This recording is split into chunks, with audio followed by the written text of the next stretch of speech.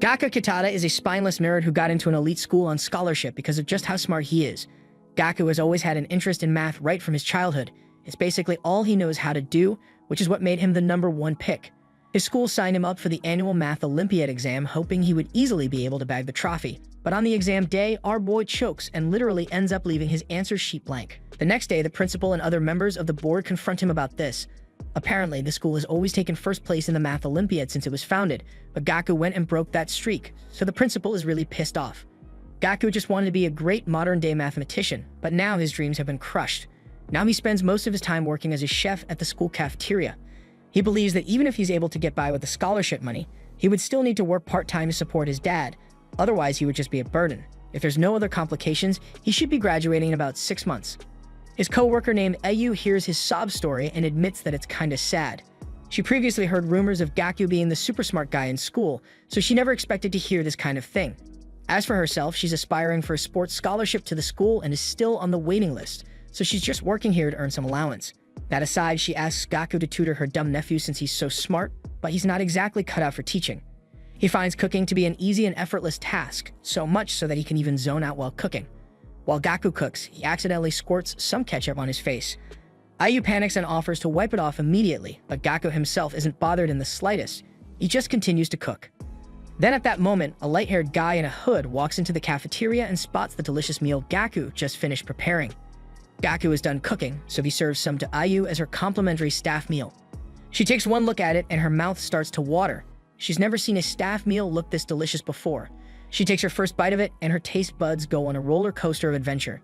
Then all of a sudden, the who did guy from earlier walks in and requests the same meal he just served her, but Gaku shuts him down, saying that meal is only for the staff. The who did guy doesn't care about that. He picks up Gaku's plate and starts to devour it, and after he's done, he pats Gaku on the head like a dog and walks out nonchalantly. Later that day, Gaku has another meeting with the principal in his office. The news just broke out to him that Gaku has refused to join the upcoming Math Olympiad exam. Gaku is the top student at the school, so the principal and the board of directors feel that this would be the perfect competition for him to show off the school's strength, and also an opportunity for Gaku to redeem himself from the previous competition that he choked out on. But Gaku has already made up his mind. Because of what happened in the last competition, he feels that he doesn't have what it takes to stand out in national math competitions. After this is said, Gaku apologizes and walks out. The principal is really pissed. He slams his fist into his desk. As he walks down the hall, he runs into a group of 3 young individuals, and the one in the middle looks the most familiar. Before they cross paths, the guy in the middle asks Gaku for directions to the principal's office. Now that he takes a closer look at the guy, he recognizes him as the same guy who waltzed into the cafeteria and stole his staff meal.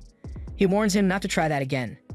Gaku asks him what class he's in. The guy replies, saying he's not a student there, he's actually here as a chef. Apparently, the principal invited a bunch of important people for a catering service. They're currently looking for the principal, just to say hi to him. The guy in the middle suddenly switches up and says he doesn't want to see the principal anymore. He's more intrigued to see the kind of person Gaku is. In the next scene, they both are seen in the kitchen together. The guy apologizes for his rude behavior today and offers to cook something for him. As they spend time together, Gaku learns that this guy is only 23 years old and he already has his own restaurant. He's really envious of that. The guy tells Gaku not to sell himself short though. Gaku is smart enough to enter the Math Olympiad exam. Just then, Gaku receives a phone call from his overexcited dad, who called just to ask him how things are going at school. Gaku tells his dad that he's been able to maintain his grades, and with the look of things, he would likely be able to get into Tokyo University.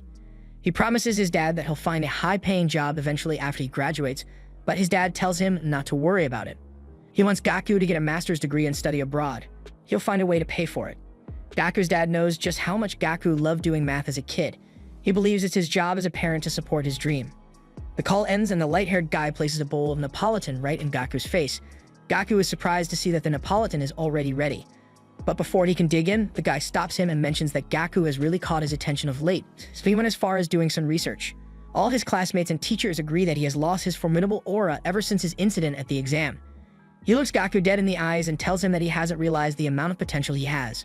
Gaku finds this situation to be really uncomfortable, so he changes the subject and says he just wants to eat now. This guy spent so much time yapping that the Neapolitan he spent all that time making has become soggy. He plans on eating quickly and then leaving.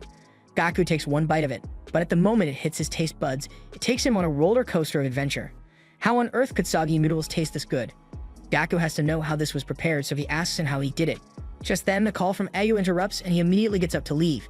The guy walks away and looks back at Gaku, saying he thinks his Neapolitan noodles are better, which is why he specifically didn't use the method he did. Gaku is left speechless and in utter disbelief. The guy is just about to walk out, but before he does, he introduces himself as Kai. Then he leaves the room. With that being over, Gaku picks up Ayu's call. She's at school and is in a state of panic. She sends Gaku a picture of the school bulletin board that shows Gaku has been expelled. The school wants Gaku to return the scholarship money and are expelling him just because he won't participate in the school math Olympiad competition. What's he going to tell his dad that's working so hard to pay for his tuition? The principal looks down at Gaku as he kneels in the rain and tells him that he hates being humiliated more than anything in the world.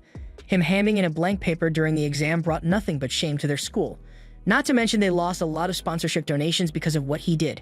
They even gave him a second chance to redeem himself with the upcoming math competition, but he trampled all over the principal's effort. The principal walks away saying there's nothing Gaku can do to fix this. He has to return the scholarship money. Ayu sees all that just happened and is about to run over to him, but Kai comes out of nowhere and beats her to it. Later that night, the principal is having an important meeting with some important guests. His school's reputation is on the line, so he can't afford for the food he serves them to be trash. Because of that, he invited the best chefs in the city. And as they walk in, the principal introduces them one by one. The guests drop their jaws as they find out that Kai is a gourmet chef, and he's only 23 years old.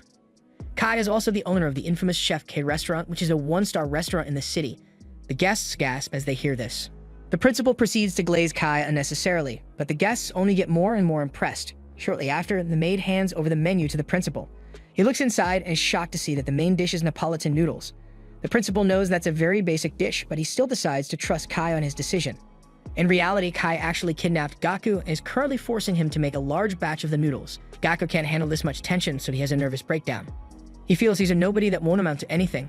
He's not worthy of cooking for the principal's important guests. Ever since the Math Olympiad, he feels his existence is pointless.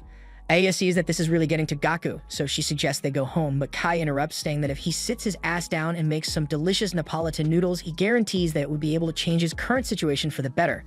Kai gives him two options: to continue living his so-called loser life in peace or hold onto this glimmer of hope that could change his life. Gaku hears that and thinks about how hard his dad worked to get him this far. He can't let him down.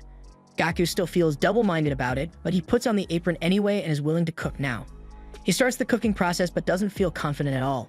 He wonders why Kai wants him to make the Neapolitan so bad, even though his version was a lot better. Kai just looks at him with a smirk and tells him that he would need to think outside the box in order for him to make the perfect Neapolitan. Gaku thinks about that and gets a great idea. He immediately starts to rinse the noodles in cold water and then stuffs it in the fridge. Aya sees this and is confused at would only make the noodles get soggy. Kai, on the other hand, has a bright smirk on his face. Shortly after that, the process is done and the noodles are served before the guests. They are clearly impressed by the serving style, but how will they react to the taste? The guests have all been served the Neapolitan noodles. They stare at it and find it quite disappointing for the chef to have made such a basic dish as the main course. But then after, they take a closer look and notice that these noodles aren't like the common noodles you find on the streets of Japan. Nonetheless, they take a bite of it and immediately widen their eyes in shock at just how delicious it is. They consider all the flavors that were put into that dish and how well they all go with each other. One even goes as far as saying that he could feel new flavors exploding in his mouth as he chewed. However, one of the snotty guests says that the taste of the noodles is pretty decent, but he still prefers high-class cuisine. But then our guy looks down at his plate and is shocked to see that he has already devoured the entire plate. As for the others, it gives them a feeling of nostalgia. Since they were kids, the taste that comes to mind is that ideal creamy taste. Gaku's Neapolitan noodles had that exact taste. The principal just stares at his guests in confusion, wondering why they are so immersed in the noodles. Why would they choose to show humanity at a time like this? But nonetheless, the principal just smirks because he knows he's just using them all. He's going to abandon them very soon. Then after everyone had finished eating, the principal asked everyone whether they enjoyed the meal. They all gave positive responses, saying that they never expected to have been moved by such a basic dish. Kai then leans over and asks the principal whether it would be okay to call in the chef that made the noodles. The principal agrees, saying it would only make sense to thank him for making his dinner with the guests such a success. But just then, the principal chokes as he sees Gaku walking out slowly. Kai then speaks up and says that when he first met Gaku, he had already pushed the quality of the Neapolitan noodles to the limit. Gaku got the order of ingredients perfectly. First of all, he adds the onions, and after what's known as the Maillard reaction takes place, you add the bratwurst and bell peppers. Finally, he adds the pasta and stir-fries with some ketchup. What Kai found most interesting is that Gaku sets the pasta to one side and then pours the ketchup onto the other side directly in the pan. Using this method helps raise the temperature of the ketchup faster, which helps get the perfect tomato aroma. The principal's guests hear it and are in total disbelief. They never expected that something so trivial would make such a difference. One more thing Kai found intriguing is the fact that whenever Gaku prepares Western cuisine, he always adjusts the temperature of the fork to exactly 45 degrees Celsius. This is what amazed Kai from the first time he met him. The guests think about it and admit that when they picked up the fork, it was very warm and comfortable. They believe that if they had a cold fork in hand, they would have felt less comfortable. All in all, they never expected the fork's temperature to be so pivotal. Kai mentions that he heats up the forks and plates in his restaurant as well, but Gaku just does it more efficiently. Kai has been glazing Gaku since he came out, and Gaku is honestly starting to feel a little uncomfortable. But Kai tells Gaku that not everyone would have been able to do this, so it must mean that he's special. Another thing was the texture of the noodles. It felt so soft and refined. To achieve this, Gaku explains that he rinsed the pasta in cold water after boiling, then he marinated them in red wine and vinegar and placed it in the fridge. The guests are even more impressed at Gaku's genius, but Gaku doesn't want to take all the credit for it. So he admits that he only figured out that method when Kai prepared Neapolitan for him. Kai equally admits that he intentionally made Gaku wait for a while before eating so that the noodles would get soggy. After hearing all this, they all stare at Gaku in heavy disbelief. The principal sweats profusely. He can't believe his eyes. Gaku prepares his dishes with meticulous calculations and theory, which is what separates him from the other chefs out there. Gaku is now considered a symbol of education at the Wells Academy. Kai then says this is the exact reason why the principal wants to introduce him to them.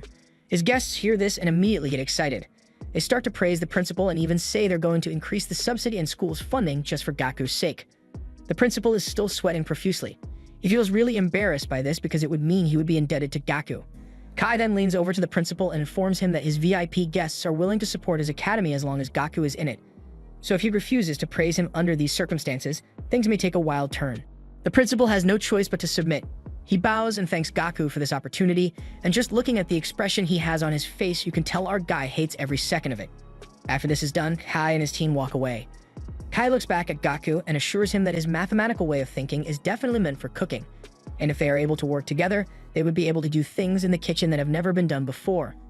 In the next scene, Gaku snaps awake from this nightmare in a cold sweat, and immediately heads downstairs and sits with his dad. His dad is a little too excited that Gaku managed to get into the renowned Tokyo University. Gaku urges his dad not to act all excited and surprised because he knew for a fact that he did well on the mock exam. Then after, Gaku's attention drifts to a lady on the television known as Musashi. Apparently, she's a regular customer at the Math Olympiad. She brags and claims that she's going to get a perfect score on the entrance exam. Gaku's dad can admit that she's a baddie, but he doesn't like the fact that she's out there running her mouth. Gaku recalls the instance where he met Musashi in person. She asked him a simple math question, to which Gaku gave his simple answer back. But what she did was what Gaku found so interesting. She literally came up with her own theory to solve the question. From that point onwards, Gaku knew that she was an outstanding person. Gaku's dad sees that his son has started to get mixed feelings about the whole thing, so he rushes into the kitchen and dishes some food out to him. After Gaku has finished eating his breakfast, he thinks about how sweet life with his dad has been. He needs to figure out what he wants to do if he's ever going to be someone important in the future. He drops his plate and immediately tells his dad that he's going to head into Tokyo for a while. That statement takes his dad by surprise, and Gaku can see that, so he reassures him that he's going to be back soon. His dad isn't all that sure about what he has in mind, but he still tallies him to go because he knows this is something he needs to figure out. That said, Gaku spends the entire day traveling alone to the heart of Tokyo, in search of what will fulfill his heart's desire. He arrives at Kei's restaurant and is greeted by Ranna, the sous chef. She instantly recognizes Gaku to be the one who made the famous Neapolitan noodles. She walks over to the wine cellar and offers him a glass. As Gaku holds the glass, she informs him that the temperature of all the glasses, plates, and doorknobs have been carefully adjusted for comfort and coolness of touch.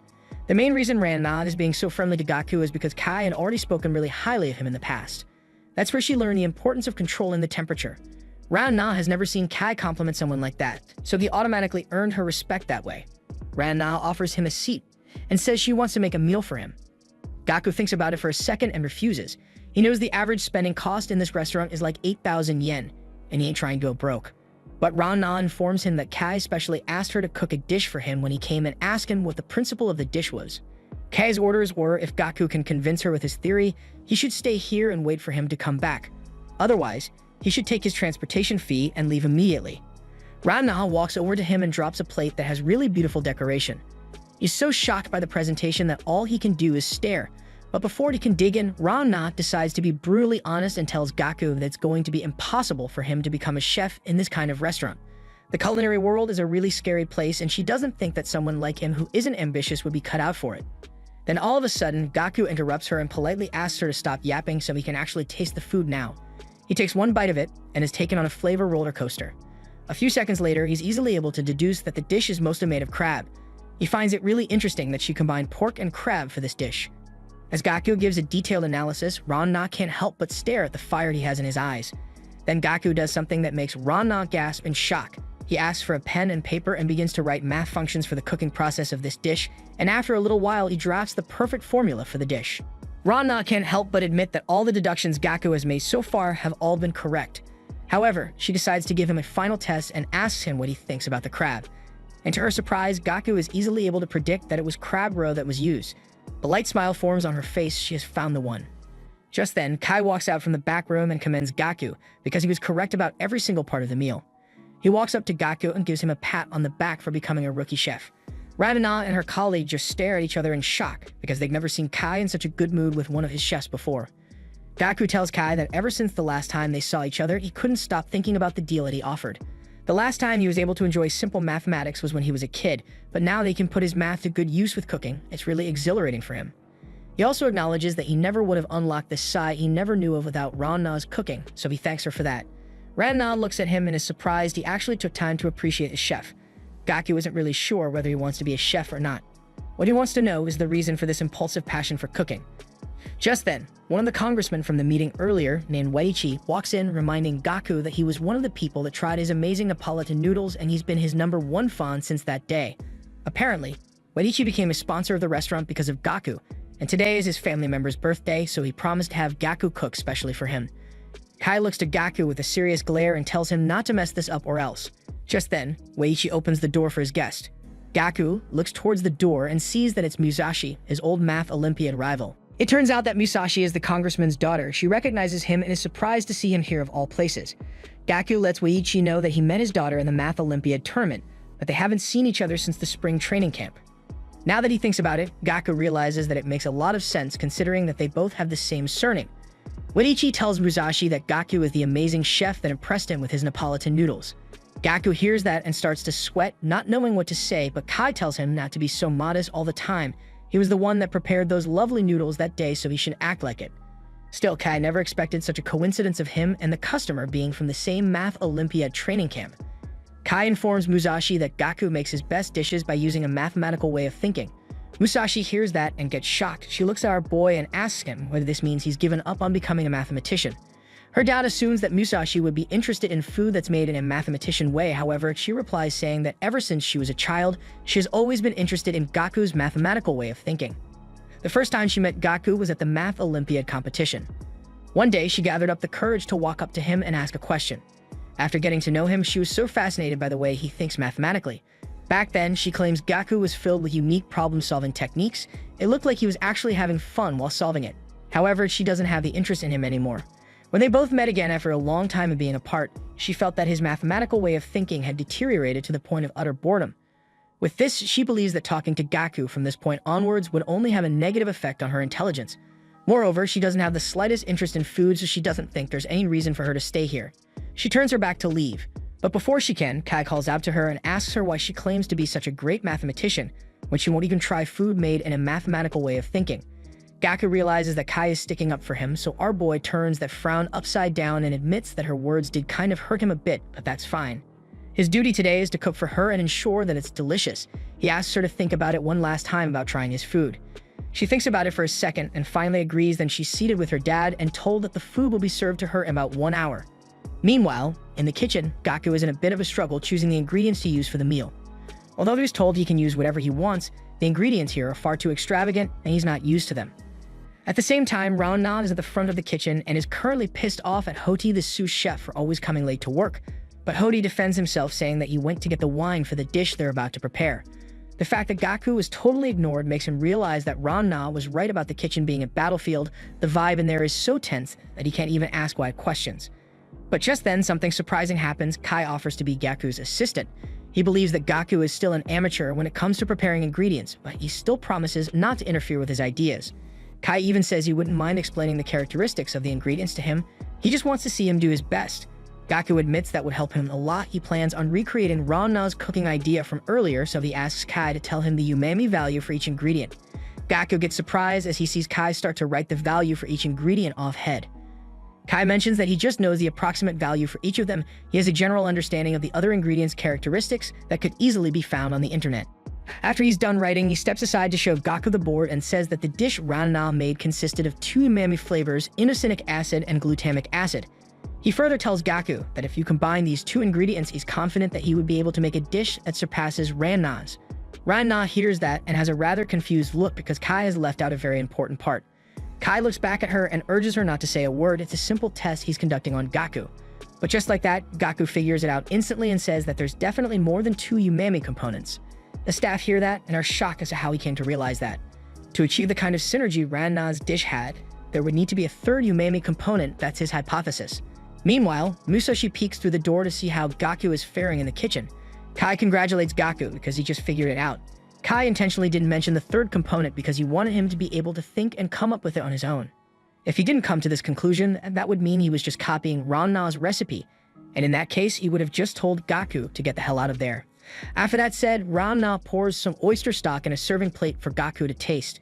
He gives it a sip and almost chokes when he realizes that the formula he gave for the recipe just now doesn't add up. Ranna tells him that this was a double trap set by Kai. The oyster broth was just added to mimic the synergy effect. It was just a pointless addition to throw Gaku off. Kai then speaks up and tells Gaku that for a mathematical brain, his idea is good, but his equation in the real world just doesn't add up. Gaku sees that time is running out, so he starts to panic. He even starts to get flashbacks of that time when he choked during his math exam.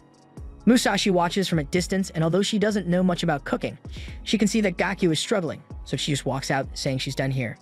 Meanwhile, Gaku is focused on a high-class ingredient known as tilafish. Gaku believes tilafish would be the missing variable in his equation, and right as he says that, Kai smiles and says he just figured it out. Gaku writes down the recipe for tilafish, scallops, and prosciutto. That's the only shot they have right now. One of the staff comes to announce that it's almost time to serve the side dish, so they all work as fast as they can to prepare the tilafish. And after it's done, the waitress takes it to the guests to eat. Musashi and her dad take their first bite of the dish and instantly remain speechless at the taste of just how delicious it is. Her dad starts to get really excited because he sees that the perfect seasoning brings out the characteristics of the tilafish. He never even thought it would go so well with prosciutto. Adding rice at the bottom was the icing on the cake. It ties the 2 flavors present in the dish perfectly. This feeling is the same one he felt when he tasted the Neapolitan noodles, the same warm, familiar feeling. Musashi is still breathtaking. She asks Gaku what the name of this dish is. He replies saying this dish is known as okazuke. This was a dish that Gaku's dad often made for him when he was a child, however, it's mostly made on special occasions. Gaku realized that when cooking for customers, he couldn't rely solely on numerical umami values. He needed to trust his own judgment to achieve the best possible flavor.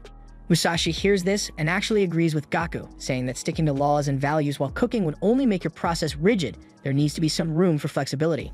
Kai then speaks up and says that cooking has nothing to do with the chef's subjective opinion, but rather the customer's subjective opinion. At the end of the night, they all escort the guests to their car, but before they leave, Gaku is informed that Musashi left her notebook inside the restaurant, so he hands it over to her. She instantly widens her eyes in surprise and snatches it out from his hands. After that, she just thanks him for the meal and walks away, all while having a cold expression on her face. As the congressman drives away with Musashi, he tells her that she shouldn't have given that kind of cold reaction to Gaku after he returned her notebook. That was a really kind gesture after all. But little does he know that she's actually been idolizing Gaku this entire time and has a photo of her and him together. Back at the restaurant, Gaku looks to Kai and kindly asks him to let him come and work here after he graduates. The time he enjoyed solving math problems felt like an abandoned childhood memory. He's finally starting to get that feeling back. However, Kai recalls that it was once Gaku's dream to become a mathematician, so he asks him what he plans on doing about that. Gaku says he'll find a way to convince his dad. Moreover, he can attend Tokyo University whenever he wants, but this is the only place he can find that kind of impulse. He wants to open the doors of truth in the cooking world. That said, Kai shakes his hand and agrees to his proposal. After graduation, the students are gathered for a general assembly. Gaku is now the talk in the school. He managed to get into Tokyo University, which is a university with the lowest acceptance rate in the country, but even after doing so, he dropped out right away. At the end of the event, Womi heard about him dropping out and asks him whether this is something he really wants to do. Womi secured her admission through the sports program to a university across the country. If he ever encounters any difficulties, she tells him not to hesitate to call her. Gaku's dad knows that his son diving headfirst down a path he's never been down will be difficult, and all in all, he wants Gaku to pursue his dreams. So before he bids him farewell, he tells him to do his possible best out there and not to forget that he doesn't need to go through hardships alone. He has a home he can come back to whenever he wants. With that said, they both say their goodbyes and Gaku hits the road. As Gaku sits in the car, he can't help but feel guilty that his dad wanted him to study and graduate at Tokyo University, but instead he only managed to get the admission. Gaku can't tell what the future holds, but he sure hopes that it will be worth it. In the next episode, Gaku is busy scribbling in his notebook when Kai walks up to him all of a sudden. This startles Gaku. He begins to greet Kai and explains that he even got here 2 hours ago because he's really excited for the plans they have today. Kai realizes that he arrived a bit late, so he apologizes for keeping him waiting. What he finds even more interesting is what Gaku is writing in his notebook. He explains that he's just doing some calculations based on the behavioral patterns he noticed about people in Tokyo. Our boy was so focused on it that he didn't even realize that he was waiting for Kai the entire time. Nonetheless, it's quite obvious that Gaku is really excited to start working. He's willing to put his head down and do exactly as he's told. Kai does like the fact that he's motivated, but still urges him to calm down a bit. Gaku is told to start work at Kei's restaurant the next day, and for today, he's to find a place where he'll be staying. They arrive at an apartment building and climb the stairs. Along the way, Gaku mentions that his father is really grateful to Kai for providing him with a cheap place to stay in Tokyo. It's a really great help because he needs to start paying off his student loans. On getting upstairs, Gaku looks around and is amazed at how spacious the room is. To him, it looks like a locker with a bunch of supplies. Kai lets him know that he can use the kitchen as he likes. Gaku is relieved the moment he hears that because he nearly fainted once he heard the prices of normal apartments in Tokyo. He asks if Rana and Hoti are in the building as well, but it turns out that this is actually Kei's personal home. He's been living here alone for a while now, and Gaku is going to be his guest. Kai isn't sure, but Rana and Hoti are renting a place near the restaurant. They both step into the room and see a 10 out of 10 baddie posted up on the bed. She immediately clings to Kai and complains about how he coasted her after they did the deed last night. Kai honestly forgot they even used this room last night.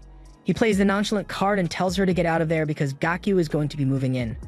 The girl continues to rant endlessly, so Kai just throws her stuff downstairs, after which he looks her in the eyes and tells her to get lost.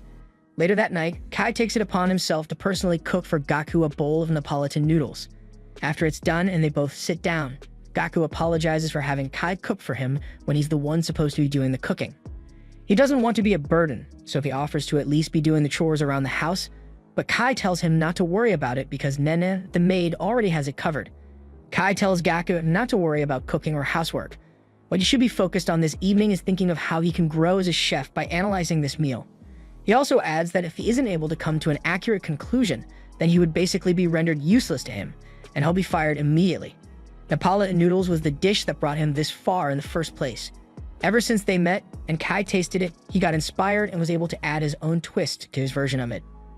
Our boy Gaku hears this and has a very surprised look on his face.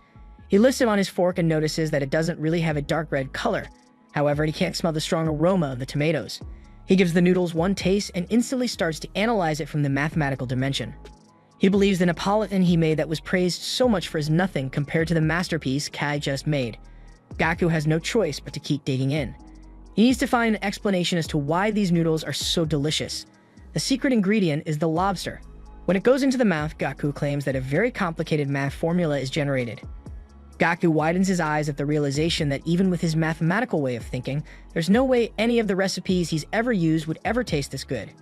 Kai hears that and has a bright smirk on his face as he tells him this would mean his brain is useless in this case.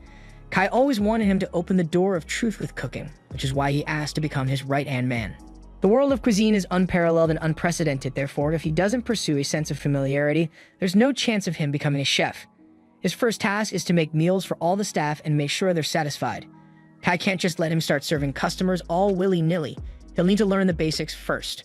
This task is going to be a bit tricky because the employees over there are naturally picky eaters, so it's going to be really hard to satisfy them.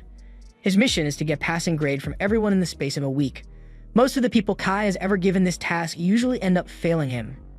With that, if Gaku is unable to meet the terms, Kai would fire him on the spot. However, before leaving, Kai gives him some advice, saying that him pursuing a sense of familiarity in cooking isn't going to get him far. Even though Gaku naturally has the talent for cooking, it's clear that Kai just wants to devour it. That in mind, Gaku cheers up and gives a bright smile, saying he's really excited to carry out this task. That afternoon, Nenen gives Gaku his chef uniform, but he's kinda disappointed because he's been given a tacky white one. While most of the cool chefs he sees on TV are dressed in the black ones. Nenen informs Gaku that he's still a trainee here and all trainees must wear the white chef uniform. Just then, Ran Na walks in with her chest open. She was planning to use that room to change and didn't expect anyone else to be there. Gakko nervously turns his back while Ran-Na dresses up fully. That aside, he walks to the kitchen, and on his way there, he confidently affirms to himself that he's going to make a delicious meal from the start and get everyone's approval. Shortly after, he arrives at the kitchen. He looks around and slowly starts to get intimidated as he sees so many skilled chefs in the same room with him. He processes for a few seconds and musters up the courage to introduce himself to them and says he is going to be in their care for the next week. One of the chefs wishes to test Gaku's ability, so he gives him some potatoes and tells him to dice and brunoise them. Gaku manages to carry that out perfectly, so the chef pats him on the back. He might be capable after all. He looks behind him and sees a giant foreign dude staring down at him. Now that he thinks about it, there appear to be tons of foreign staff in the kitchen. They come from all over the world to learn from this kitchen. The chefs have now confirmed that Gaku will be useful around there. Then they walk off while saying they'll be putting Gaku to good use. Then before they leave, he asks for their names, but they give a shocking reply, saying there's no need for them to know each other's names. Just then, Kai walks in and informs them all that the restaurant has been fully booked for lunch. He urges them all to work as quickly and efficiently as possible.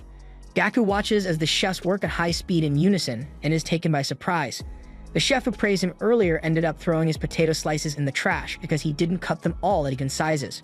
Turns out that Gaku initially managed to slice it perfectly, but along the line he started to panic a bit and ended up messing it up. The chef tells him that he doesn't need to worry about it. He can just pack it up and go home. Gaku is so low on energy that he trips over and falls, causing the platter to come down with him. The other chefs pay no attention to him. They just keep cooking while Gaku remains on the floor embarrassed. He heads outside for some fresh air and feels really embarrassed. Aside from skill and aptitude, his major problem is the lack of speed and stamina. He lacks physicality in general. A battle kitchen like that exists for customers and requires speed that can keep up with that. He's only ever spent his time studying mathematics, so he has like zero confidence in his stamina. Just then, he recalls that Kai promised to fire him instantly if something like this were to happen. Our boy immediately gets motivated, realizing that although stamina and speed are important, it's the cooking skills that would matter the most. Kai said that the staff meal he's preparing would be the basis. He figures that it's normal to be unable to keep up with everyone's pace in the initial stages. Just then, Nina walks in on Gaku and her stomach is growling. She tells him that the lunch rush ended a while ago, so it's time for him to prepare the staff meal. She takes a look at him and sees that he's still struggling to walk, so she asks him whether this means he would be unable to prepare a meal that would satisfy them. Gaku starts to sweat. Honestly speaking, kitchen work is already tiring for him. He feels it would be really beneficial for him to observe how the staff makes the food. If possible, he would even like to taste the leftovers so he can at least know what the restaurant is like. This is the task that determines his future at the restaurant, so he knows he can't afford to be careless with it. Minna sees that this task is going to be too much for him to handle, so she just advises that he let someone else do it for them. That piece of advice makes Gaku have an epiphany. He bursts into the kitchen and is about to prepare the staff meal. Before he starts, Nina advises him that the rule for staff time meals is that ingredients and resources can be used freely and without any restriction, meaning that as long as he can make the best staff meal, he can use as many resources as he wants regardless of the cost. However, Gaku doesn't think he'll need to go overboard with some expensive ingredients. He believes that the leftover potatoes, carrots, and corned beef should be enough. He then asks one of the chefs to help him out with the ingredients he didn't end up using for his dish. The chef watches Gaku's cooking process and is shocked to see that he's using the leftover potato pieces from earlier. Gaku plans on working backwards from the finished product and making a delicious meal out of what he's been given. Ran-Na watches him cook and sees the ingredients he's using for the staff meal. It seems like a very ordinary staff meal, but knowing how he is, she expects him to make a really unexpected dish. Then shortly after that, Gaku is done with the food, and it has been dished out to the staff to eat. This is the meal that would determine whether he would be able to join the restaurant or not. They take a look at it and scoff, saying that it looks like a very unremarkable potato and meat stew, but immediately after that, they stop criticizing it as they realize that the aroma coming from it is on another level. Gaku musters up confidence and urges them all to try it. Kai just watches from a distance and is eager to find out what their decision is going to be. The staff give the meal a taste and all agree it's really delicious. Ran-Na says it's not just the seasoning. The rich texture of the soup enhances the beef and potatoes flavor. Honi adds that soy sauce is another key factor, saying there's nothing more appetizing than the aroma of charred soy sauce. Honi asks Ran-Na for her take on this, and she says she saw it all while Gaku was cooking. When preparing the meal, Gaku added in salt just at the right time. First, when he started stir-frying the potatoes, carrots, and onions. Then after, he didn't stir-fry the vegetables anymore. Just after tasting Gaku's dish, another one of the staff is ready to give a detailed analysis of the ingredients used and the method of preparation. He starts off by saying the meal contains less than 1% of salt. Gaku waited until the vegetables were dehydrated by the salt, and once they were, the flavor seeped into the vegetables. The process of simmering is what brought out its charred flavor, and not stir-frying the vegetables was the most effective cooking method for this dish. Hori adds that the thickness of the soup is due to small potatoes being blended into the soup, leading it to have a thick, smooth texture. Gaku erupts with joy and tells the staff that their detailed analysis was 100% accurate. He's happy to be surrounded by people who actually understand the theory of cooking. That aside, Hori asks Gaku why he chose to prepare meat and potatoes of all dishes. The technique he used could have been applied to other dishes, and the thought of this makes Hori assume Gaku wanted to surprise everyone by preparing it. Gaku tells them he chose this dish simply because it's the most nourishing. The staff hear that and are all left speechless. When Gaku first arrived, he was surprised at how fast the kitchen's pace was. He knew he wasn't going to last long if he continued like that. But that's when Nina told him that he's not the only one who's tired. All the staff of the restaurant are going to be exhausted, meaning everyone who has to eat the staff meal would be exhausted. Even though high-quality ingredients were available to him, Gaku still wanted to prepare a dish that felt like home. That's why he decided to prepare the traditional symbol of a home-cooked meal: potato and meat stew. He found the answer to make this delicious meal. All he needed to do was work backwards to bring out the hidden flavor of the potatoes and meat stew, a dish he was certain would warm everyone's heart. About 10 minutes later, Nina stands before the staff and tells them it's time to start casting their votes for Gaku's meal today. Gaku smiles, expecting this to be an easy pass for him, but out of everyone there, only 2 people end up voting for him, meaning Gaku has failed. Gaku is in utter disbelief. Kai stands behind and reminds him that he only has 1 week to prove himself or else he's gone. Hori walks over to Gaku and tells him there was no need to prepare a nourishing meal because none of them asked for it. Hori considers the world of cuisine to be nothing but a brutal war zone. As chefs, they don't need the nourishment of home-cooked meals, they thirst for inspiration and hints in the staff meal.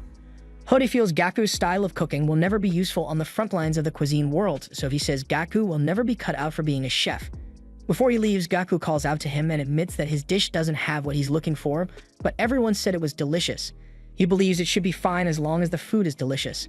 Hori hears that from Gaku and is disappointed in his mathematical way of thinking. Before he walks out again, he tells Gaku that his first mistake was choosing such a simple dish for assessment. 5 days after that, Gaku was in a state of confusion. He didn't know what else he was supposed to do at that point. He used high-class ingredients just like they asked, but every single time they told him it wasn't good enough and just dumped it in the trash. Aside from that, there's a lot of work he wasn't used to doing, so he just kept screwing up and getting yelled at by Hori. Gaku only has 2 days left. His time is running out. Just then he receives a message from his dad. He scrolls up and realizes he's been so busy with the restaurant that he couldn't even reply to his dad each time he texted. Gaku reads the heartwarming messages and starts to feel a little uneasy. What if he just ends up disappointing him after all this? Gaku then hears a familiar voice call out to him. He looks up and sees it's his old pal Womi. Looks like she had a little accident and now has to use crutches for the meantime. She actually came all the way here looking for Gaku, since she heard his restaurant was around here, but she didn't expect to actually find him. She accuses him of slacking off, but Gaku tells her that the restaurant is closed right now. It only opens on Wednesday nights. They both sit down on the bench, where she tells Gaku how her life's been going ever since graduation. She's been training since March, but all of her competitors are levels ahead of her.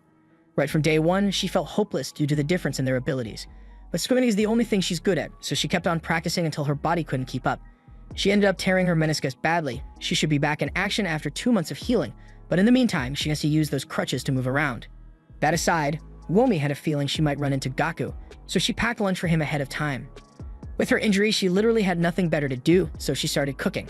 Gaku thanks her for the food and gives it a taste. The amazing flavor takes him by surprise, and Womi can tell he recognizes the taste. This dish is a local dish called miso. Her grandma gave her some when she first came to Tokyo, so she figured she would prepare some for Gaku.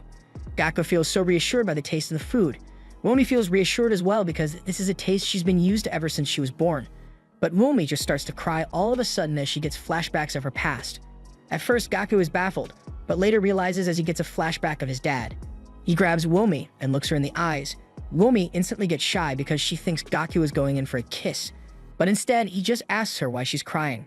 That's when it hits him. He finally realizes the secret to making a dish that would impress the staff. Womi can see Gaku has just gotten inspiration, so she tells him he can go to the restaurant and carry his idea out. Gaku asks if he can take the lunchbox back to the restaurant and Womi agrees. He then runs off while thanking Womi for all she's done for him. Later that evening, the staff are talking about Gaku and how he only has 2 days to prove himself. Since Kai was the one that recommended him, they honestly were quite excited. But now that they've met Gaku, they just find him kind of disappointing, but Rangna still believes he'll pull through. The others even expect him to be too frustrated to come back to work. But they open the kitchen door and are surprised to see Gaku arrived a lot earlier than they did. Hode walks over to Gaku and sees that he's using math theories and formulas to map out today's dinner rush.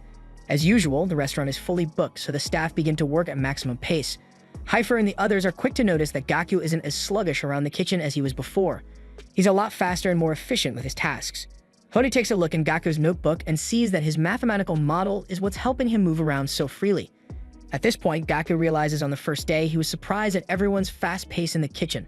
As a force of habit, he wanted to find a formula and pattern in the staff's movements, and that was his biggest mistake. He realizes he can't just focus on the staff's movements alone, he has to observe the dish's movement as well, and then recapture it with polar coordinates. If he can master that movement, he's certain he would be ahead of everyone else here.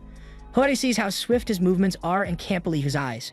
But all this swift movement is really taking a toll on Gaku's body. He's starting to slow down again. He walks for a while and almost slips, but Hode catches him, admitting that he really exceeded his expectations today. However, his advice to Gaku is to let his body learn how to fight and not just rely on data. Gaku admits what Hode said is true. However, he believes he'll be just fine as long as he has his data. Hode hears that and shudders in shock. Gaku asks Hode to just give him a little more time to train his movements. He thinks improving the kitchen efficiency is something worth looking into. At the end of the evening, dinner hour is over, so all the customers have gone home. So all the staff are eager to find out what Gaku will make for the staff meal. Gaku, understanding the theory, is nice and all, but what determines his future at the restaurant is the staff meal. Hode admits the potatoes and meat stew he prepared on the first day was a really delicious meal, but he still failed because it didn't get everyone's approval. Hode reminds Gaku that today and tomorrow are the last chances he has to prove himself. However, Gaku is so confident in himself that he says he doesn't even need tomorrow. Kai hears that and is curious where Gaku is getting his confidence from, so he asks him what the theme of today's meal is going to be. Gaku boldly replies, saying the theme is going to be homesickness. Everyone shudders in shock at the moment they hear that. Hearing that gets Kai excited, so he says he wants to watch Gaku's process of making the dish. However, he wants to be the only one to observe by Gaku's side. Kai recalls Gaku saying he won't even need tomorrow's chance, so he tells him that if he doesn't pass today, this will be his last day in this kitchen. Outside, the other chefs talk about Gaku, and feel he's come to realize why the first day's potato and meat stew didn't get everyone's approval. The fact he talked about homesickness only proves that. Meanwhile, Gaku has started to prepare his dish while Kai watches. While cooking, Gaku acknowledges that before now, he never looked at people closely. There's a lot of foreigners among the staff, so he never considered the trademark food of their hometown. Instead, he previously chose to make generic Japanese meals. Kai hears that and applauds Gaku for finally figuring it out. To become a good chef, he needs to get rid of the Japanese subjective view. In order for Gaku to succeed today, he needs to avoid the soup food of each country, but must also make a dish that the foreign staff can accept and finish. Having this in mind, Kai is curious about what kind of ingredients Gaku will be using for his meal. Gaku shows him the ingredients bowl, and Kai screams out in raw excitement. About 30 minutes later, the dishes have been plated and served to the staff. The staff examine the plate carefully and aren't able to identify it immediately. However, the aroma quickly grabs their attention. Hode is the first to dig into his plate, and the others follow shortly after him. They take a bite of it and are in utter disbelief at how delicious it is. The beef fillet dipped in the vegetable puree makes the perfect combo. But after a little while, they come to realize there's also potato in the dish, meaning Gaku has once again made potato and meat stew. In the very next moment, one of the staff members takes a bite of Gaku's dish and his eyes widen in surprise.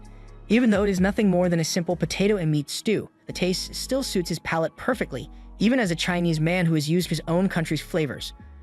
Another staff member quickly speaks up as well, saying what she finds amazing is how the beef tenderloin completely melts in her mouth, releasing a deep, concentrated flavor of onions and soy sauce. Gaku confirms their observations, explaining that he allowed the beef tenderloin to fully soak in the essence of the potato and meat stew. First, he prepared a broth made with dried bonito and kelp, then let the beef simmer slowly with soy sauce and mirin, so it would absorb the richness of the stew. At that point, Kai begins to explain further. He says that in Japanese-style meat and potato stew, every single ingredient can usually be eaten just as it is. But when the dish is prepared overseas, there are other ways to bring out the flavor. For example, you can infuse the taste directly into the meat from the very beginning. You place the meat inside a vacuum-sealed bag, pour in the broth to marinate, then heat the bag in hot water set to precisely 56 degrees Celsius. Gaku adds to this explanation, pointing out that because he used tenderloin, the broth's flavor could penetrate the meat evenly. The tenderloin's texture allows it to suck out the air and makes it easier to absorb the broth thoroughly. Kai also mentions that Gaku originally planned to use a thermometer to carefully measure the temperature, but he told him they already had a water bath machine, so he let him use that instead. Hearing this, Hode is left in disbelief. He realizes that the beef tenderloin is not only juicy but also carries the unmistakable flavor of potato and meat stew. Nane agrees, saying that the strong aroma of charred potato instantly stimulates her sense of smell. Hody notices there are black and gray bits inside the dish and quickly recognizes them as charred vegetables, so he asks how they were prepared. To answer, Kai reveals a potato that has been burned completely black, explaining that this was part of Gaku's process. Gaku elaborates, saying the best seasoning for potatoes is actually the smoky aroma of char. First, he grills the potatoes until the skins are completely blackened. Then he adds broth and milk, letting them simmer together. Once the potatoes soften, he mashes them directly with the blackened skin, giving them a unique depth of flavor. One of the staff members cries out in shock, saying that method sounds outrageous, yet at the same time he cannot deny how delicious the potatoes taste.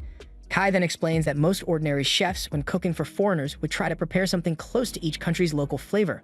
But Gaku is different. Instead of compromising, he pushed to let everyone experience the true essence of Japanese meat and potato stew in its fullest form. Hearing this, the staff tremble in shock. After that, Gaku admits that when he first had Kei's Neapolitan, he was overwhelmed by the difference in skill.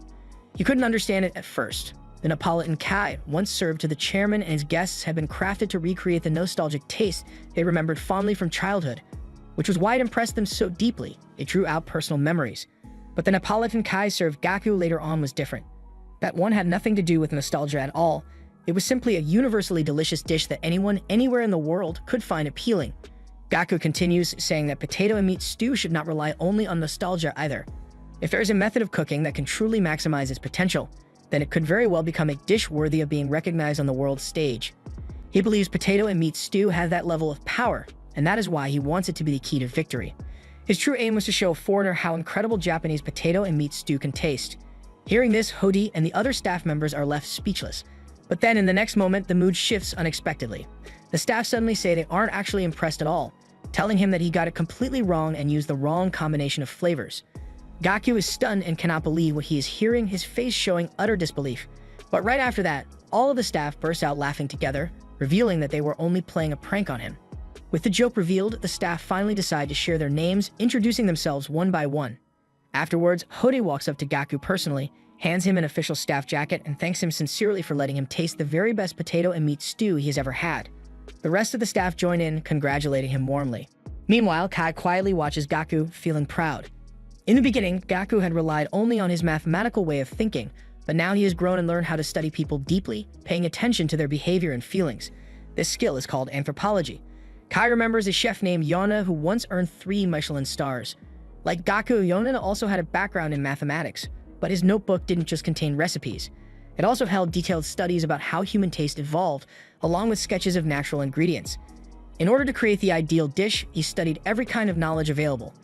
And at the very foundation of everything was the mathematical way of thinking. Kai quietly wonders to himself whether Gaku carries the same kind of potential or if he could ever grow into someone of similar greatness.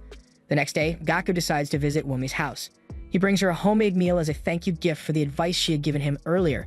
He honestly believes that it was only thanks to her advice that he managed to get hired at the restaurant. Womi is delighted when she hears this, and with a cheerful smile, she suggests that they go out and eat the meal together in the park. Meanwhile, in a small local bar, an odd scene is playing out. Several customers are becoming increasingly uncomfortable because of a strange man wearing glasses. He's been throwing darts at the dartboard for hours, repeating the same stance and hitting his target with uncanny precision every single time. After every few throws, he calmly walks back to his table, opens up a notebook, and records a series of numbers. The customers whisper among themselves, wondering who this strange man might be and what his story is. At the same time, Momi has just finished her daily swimming practice. As she's packing up, her phone rings, it's Gaku calling. He immediately apologizes for not contacting her more often, explaining that he's been incredibly busy working at the restaurant since he got hired. Curious, Momi asks if he's still making staff meals. Gaku happily tells her the story of how he recently made an omuris topped with a beautiful fluffy egg layer. Just as he'd expected, the staff enjoyed it even more than the potato and meat stew he prepared earlier. Even Hody, who's hard to impress, praised him, saying that Gaku is improving day by day. Hearing this fills Gaku with joy because he can finally feel his hard work beginning to pay off. Later that night, Inui pulls Gaku aside for a private man-to-man talk. With a serious face, he confesses that he has started to develop feelings for Ranna. He asks Gaku to use his mathematical way of thinking to help him figure out how he can increase his chances of dating an older woman like her. Gaku thinks for a moment and then explains the concept of the optimal stopping theory. According to his reasoning, Inui's chances of dating her will actually improve if he refrains from dating her for the time being. Hearing this, Inui doesn't even focus on the details, he's just thrilled that there's still hope. Overjoyed, he hugs Gaku tightly and celebrates loudly. The noise is so intense that Wang ends up hearing them and shouts at both of them to knock it off. At this point, Gaku starts to realize something important. After that first week of crushing despair when he initially arrived, he has slowly begun to improve and grow. Yet even so, he feels he should continue letting Kai push him harder. The problem is, Kai still refuses to allow him to cook for actual customers. For now, all Gaku does is assist the other chefs in the kitchen and continue preparing meals only for the staff. To him, this situation feels exactly like what he experienced back when he was pursuing mathematics, stuck in the same position, unable to advance. The story then shifts back to the present, where Gaku is still on the phone with Womi. With a slightly tired, almost drowsy look on his face, he admits to her that he still feels like a useless person. He tells her that he'll probably end up being nothing more than a chef trainee for the rest of his life. But right after saying this, he falls asleep mid-conversation, still holding the phone. On the other end, Womi sighs in frustration, annoying that he passed out before she even had the chance to say what she wanted to tell him. Meanwhile, inside Gaku's dream, Kai suddenly appears behind him. He tells Gaku that he is finally going to allow him to cook for real customers. Gaku's face lights up with excitement when he hears this, but his expression quickly shifts the moment he sees who the customer is. Sitting across from him is Musashi. She immediately begins lecturing him, saying that serving the right dish to the right customer is absolutely critical. Serving the wrong dish, she warns, could even end up ruining that person's life. She continues her lesson, explaining that to truly test the value of his cooking in the professional world, Gaku should imagine serving the one person he least wants to face. As if to prove her point, the door opens and Hirose, one of Gaku's old rivals from his mathematics days, steps inside. Musashi stares at Gaku with a cold, dead look in her eyes, demanding that he serve Hirose. The sight of Hirose makes Gaku's mind drift back to his childhood, when they were both at Math Olympiad camp. He remembers how Hirose would always talk down to him, insisting over and over again that Gaku would never become a mathematician. Those memories sting deeply, and now in this dreamlike encounter, they all come rushing back. Hirose begins to slowly walk toward Gaku in the dream, his steps deliberate and heavy. But just before he can get too close, Kai appears, trying to wake Gaku up from his nightmare. Even so, Gaku doesn't wake, his body still twisting in discomfort. Ratanon notices this and suggests they bring him some water to help, but Kai calmly tells her it's fine and that she can go now, leaving things to him. Later that night, Gaku finally wakes up. The first thing he sees is Kai still there in the restaurant, sitting nearby. Feeling embarrassed, Gaku scratches his head awkwardly, realizing he must have been moaning while asleep. He mutters that he was just having a strange dream. Trying to shake off the awkwardness, Gaku notices that Kai is busy cooking something. Curious, he asks if Kai is cooking for him, and Kai confirms that he is.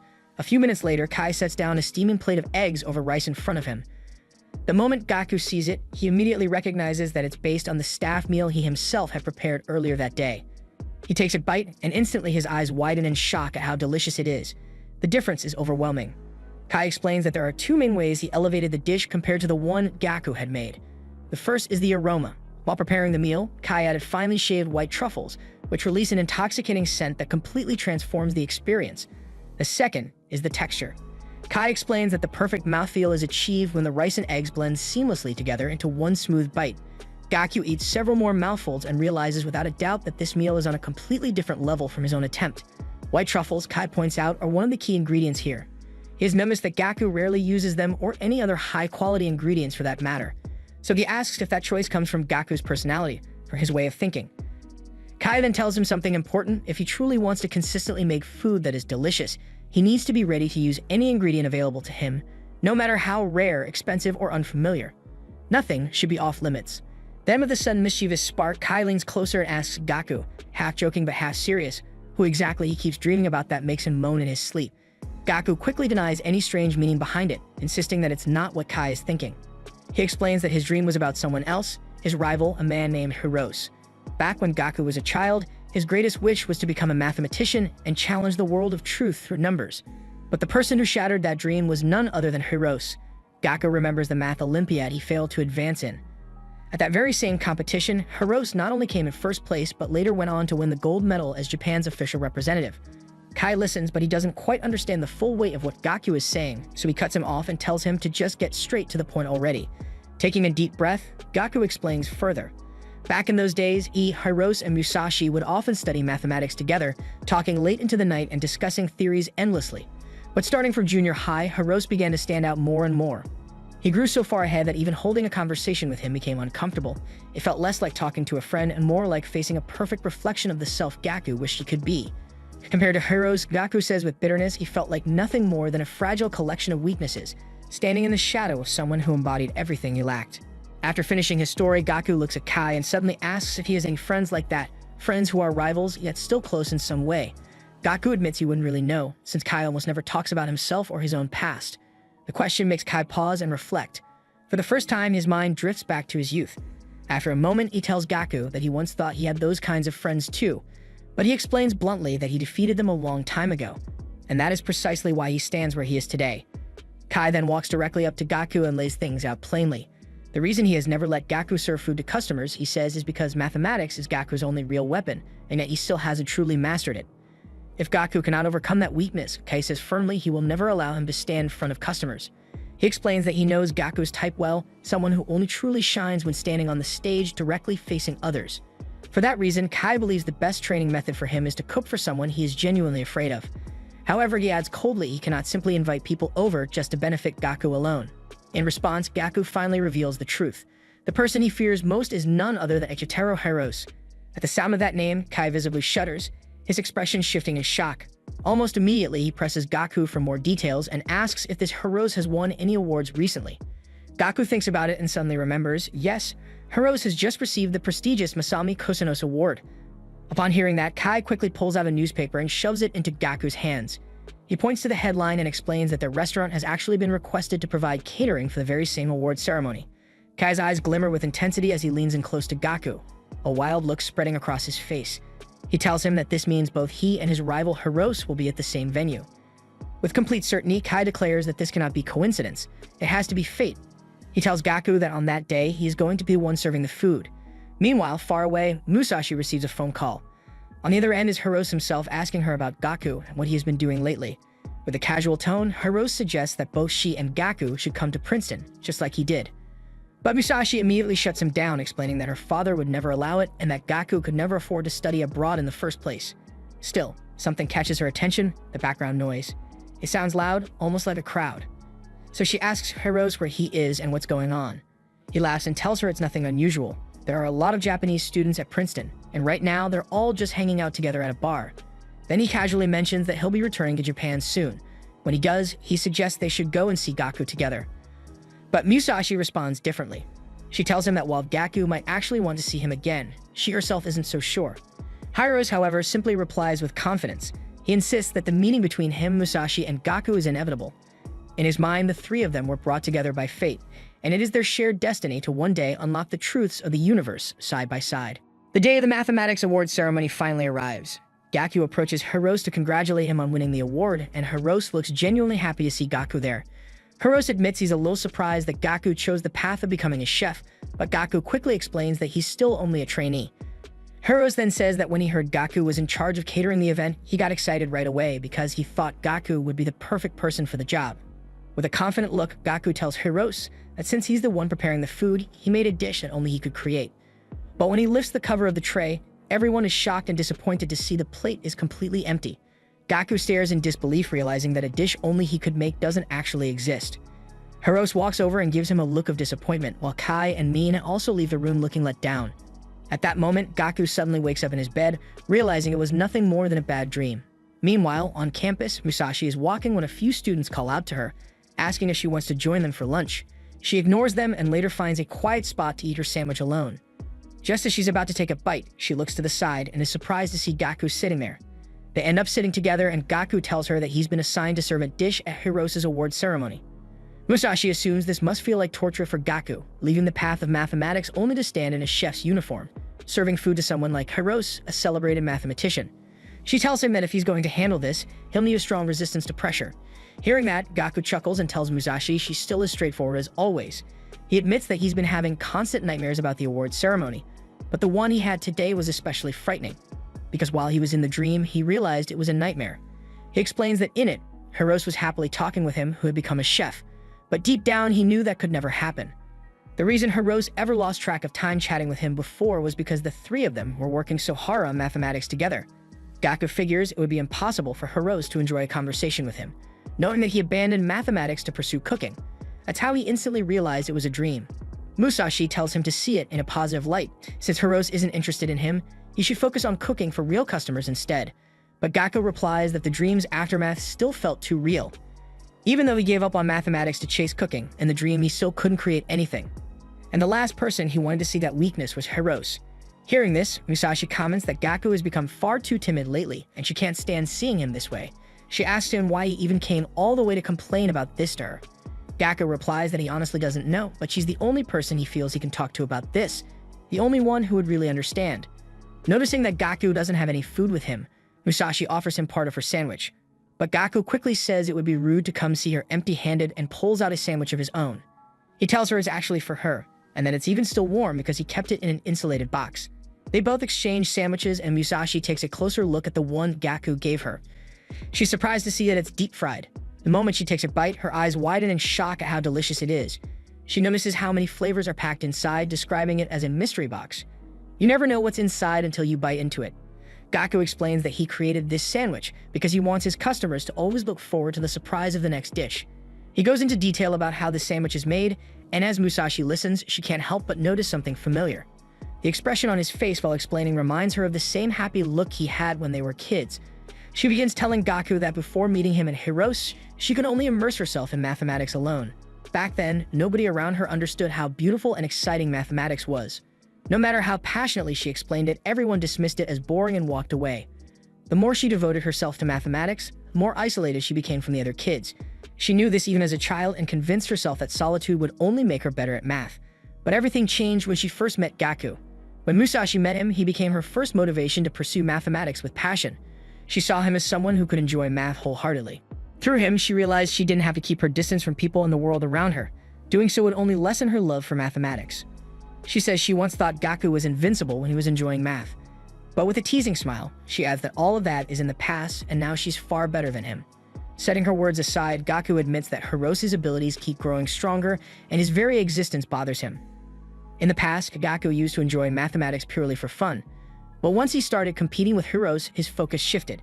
He began worrying only about doing his very best. Musashi hears this and suggests that maybe, when he saw Hirose's name on the award, he lost that original sense of enjoyment.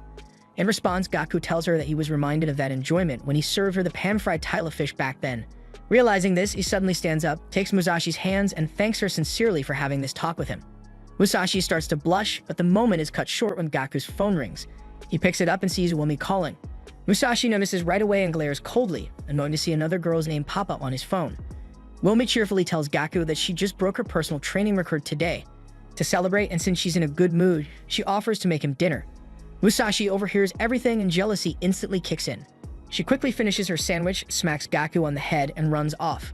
Later that evening, Kai gathers all his chefs for a meeting. He announces that they'll soon be serving dinner at the Mathematics Awards ceremony, so he's about to assign everyone's roles. He places Milo in charge of the fish and Hoti in charge of dessert. Hearing this, Inu quietly comments that he really loved to be in charge of a dish one day, though he knows it'll take time before he gets the chance. As for the soup and meat dishes, Kai surprises everyone by announcing that chefs will have to apply for the positions. The other chefs are shocked, since nothing like this has ever happened in the restaurant before. Kai explains that aside from himself, Milo, and Hoti, everyone else, including the newcomers like Gaku, can apply. He tells them that in 3 days, each applicant will present their dish, and the winner of each category will be put in charge of that item. After laying out the rules, he asked anyone interested to raise their hand. Inui is the first to raise his, saying he already has the perfect soup recipe, and they should just leave that category to him. But right after, Wang speaks up, insisting that he's the one who should handle the soups since only he can make the perfect celebratory soup. Soon, everyone starts applying for their preferred dish. Seeing the excitement, Hoti laughs and asks Gaku if he plans on applying too. Gaku pauses for a moment to think, then calmly says that he's going to apply for all 3 categories. Hoti is stunned by his boldness, but Kai just smirks without saying a word. Later that night, after serving the last customers of the day, the chefs all rush home to start working on their recipes, determined to create something that will guarantee victory. But unlike the others, Gaku doesn't hurry home. He remains at the restaurant. Nena and the other waiters notice and ask him why he isn't rushing, especially since he applied for all 3 categories. Unlike the others who are focusing on just one dish, Gaku has triple the workload. Nin also reminds him that he's only been at the restaurant for 6 months and wonders aloud if this decision wasn't a little reckless. Gaku admits it might have been reckless, but he says he still wants to cook as much as possible. At that moment, Inui passes by on his way home. He tells Gaku that while everyone acknowledges his talent, this time he's gone too far. Everyone else is pouring all their effort into a single dish, while Gaku applied for 3 at once. As Inui turns to leave, Gaku suddenly asks him what kind of soup he plans to make. Annoyed, Inui yells that he's not about to reveal that. Gakko then suggests that even though they're competitors, it might help if they taste each other's dishes before the evaluation. That way they can identify areas to improve, since competing without testing themselves properly against each other wouldn't be fair. He even suggests they work together on the day of the evaluation. Surprised but intrigued, Inui agrees. So the two head over to his house to start preparing their dishes. As they cook, Inui explains that proper taste testing is crucial. The taster shouldn't be an amateur, but someone with a sharp sense of flavor. That's why he thinks Gakko would be perfect for tasting his soup. But then he adds another point. While tasting Gakko's dish, he could easily lie and give him bad advice, deliberately steering him in the wrong direction, so his soup turns out worse. Hearing this, Gakko freezes for a moment, realizing he hadn't considered that possibility. Lying really would give one of them a big advantage. A few minutes later, the two sit down and taste each other's soups. Inui tries Gakko's soup first and admits that it's on par with his own in terms of taste. He considers giving Gakko some advice, but doubts Gakko would be able to make major improvements in just 3 days. Still, he tells Gakko that his soup feels a little one-dimensional and doesn't leave a lasting impression. Hearing that, Gakko frowns and starts thinking hard about how to fix this. As his mind races, he looks around Inui's room, hoping to find inspiration for a solution. As Gakko continues looking around the room, Inui starts to feel a little self-conscious. He admits that his place is much smaller compared to Kei's. But Gakko quickly tells him that's not true, and instead, he's more curious about how someone like Inui ended up here. After all, he left his hometown to pursue cooking. Hearing that, Inui explains that it wasn't exactly by choice. His parents kicked him out, so the only place he could afford was this cheap apartment. Gakko looks surprised and asks why his parents would do such a thing. Inui begins by saying that although he might not look like it, he's actually the son of the owner of a high-end restaurant in Kyoto. Gakko gasps in shock at the revelation. He asks why Inui chose to work for Kai when his own father runs such a prestigious restaurant. Inui answers that his father's restaurant is extremely old-fashioned. His dad is an excellent cook, but he only makes traditional Japanese dishes and refuses to change his ways. Whenever Inui suggested using modern cooking techniques, his father would scold him, insisting that the traditional method was always better. Eventually, Inui realized that his father's mindset was too rigid and he couldn't bear it anymore. He wanted to experience different types of cuisine, so he left for Tokyo, the world-class hub for culinary exploration. Still, Inui admits that sometimes he feels he was too naive. A part of him thinks he should just go back home, apologize to his father, and dedicate his life to mastering traditional high-class Japanese cuisine. In fact, he almost decided to do exactly that, until he stumbled upon Kei's restaurant. The moment he tasted one of Kei's dishes, he instantly knew this was what he had been searching for all along. After hearing the story, Gakko realizes that Inui didn't simply give up on Kyoto cuisine to follow Kei's path. But Inui quickly clarifies, that's not the case. He still respects his father deeply. His true goal is to learn everything he can from Kai, then return to Kyoto and fuse what he learned with traditional high-class Japanese cooking. That way he can become a revolutionary who pushes the boundaries of cuisine itself. 3 days later, the long-awaited day of the meal selection finally arrives. Kai, Hotei, and Milo take their seats as judges, sitting in silence, waiting to see if any dish will truly shock and impress them. Inui confidently presents his dish, waiting for the judge's verdict. Milo and Hotei taste it and are clearly impressed, praising his soup as a dish that carries on the tradition of fine Japanese cuisine. Hearing this, Inui gets excited, thinking he finally has a real chance of winning. However, Kai doesn't look impressed at all. He bluntly declares that this dish has no chance of being worthy for the occasion. Kai admits the soup is delicious, but points out that once the lid is lifted, the aroma fades too quickly. Since the food is meant to be served in a banquet hall, Kai says presenting a dish that loses its aroma so fast would be nothing short of disgraceful. He adds that a chef who fails to consider the location where the food will be served is nothing but arrogant. Inui is stunned into silence. After spending 3 days and nights perfecting the recipe, Kai discards his effort like it's worthless.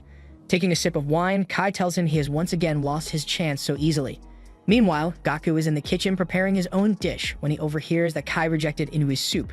He feels bad for him, knowing just how much effort Inui put in. Next, it's Wang's turn. He presents a special eel soup, explaining that he heard people in Japan enjoy eating snakes.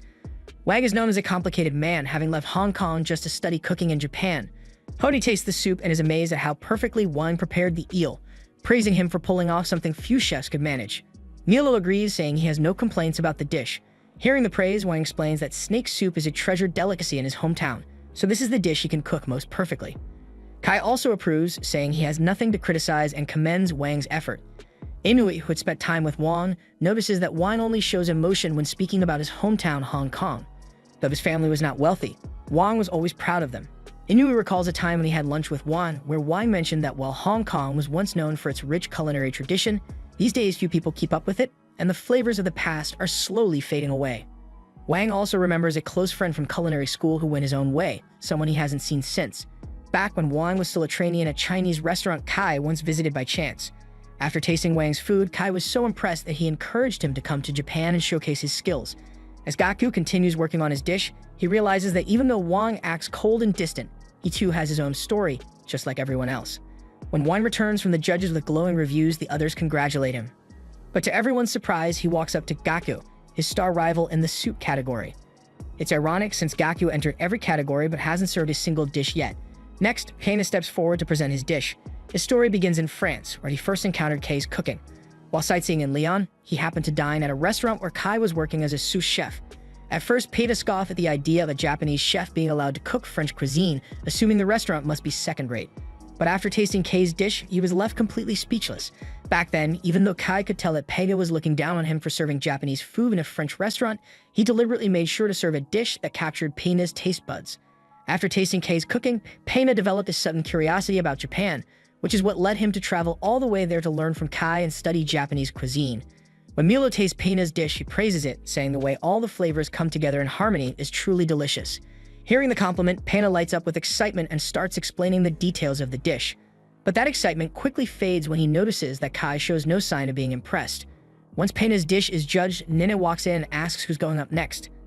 It's supposed to be Gaku's turn, but he still hasn't finished preparing. Shishido then steps forward and says he'll present his dish instead. His dish is simple, roasted chicken, portioned neatly for the judges to try.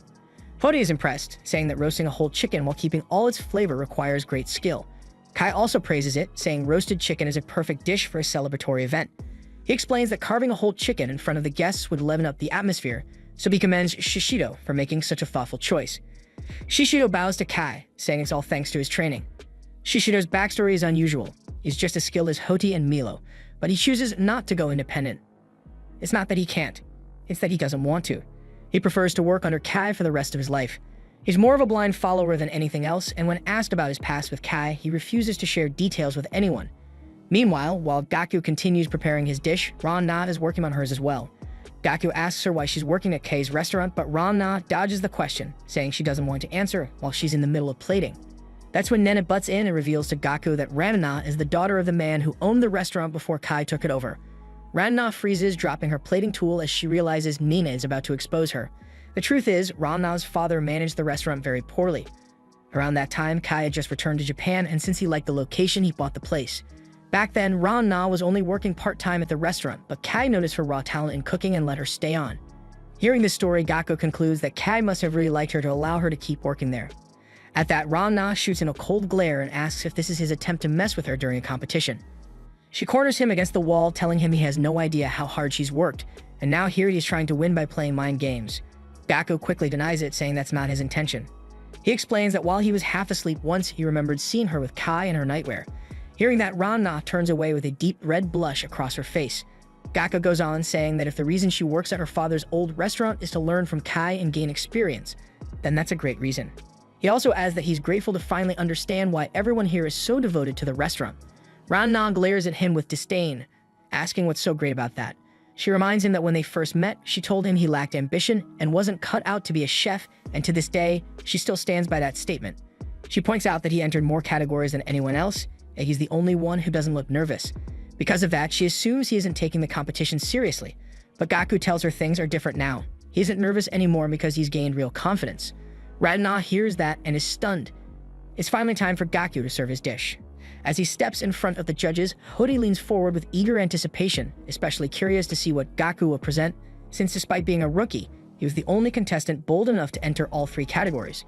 To everyone's surprise, instead of serving 3 dishes, Gaku brings out just one appetizer, mainly made with couscous. The staff immediately start whispering among themselves, noting how long it took him to prepare only a single dish. They worry that if it takes this long for one plate, it would be useless for the actual event. After hearing what Gaku has prepared, Kai begins giving a detailed explanation of couscous and its origins. He admits he never expected Gaku to choose something so unfamiliar to Japanese people. Gaku responds by saying he picked couscous because he remembered Kei's advice, never to limit himself and to always use as many ingredients as possible when he can. Putting aside Gaku's slowness, Kai studies his confident expression and says he's genuinely curious to taste it. Hori is the first to try, and after taking a bite, he remarks that it's delicious with a very refreshing aroma. Both Milo and Kai agree, saying the flavor is outstanding and Gaku has exceeded their expectations. Afterward, Gaku begins explaining in detail how he prepared the dish, leaving the judges stunned. However, judging by the looks on their faces, it's clear they believe his appetizer alone won't be enough to win, since it lacks the strong impact needed. Just as Kai is about to give the final verdict, Gaku signals Nene to bring out a pot. She places it before him, and when he lifts the lid, a sweet aroma fills the room. Stirring the broth, Gaku prepares to reveal his surprise.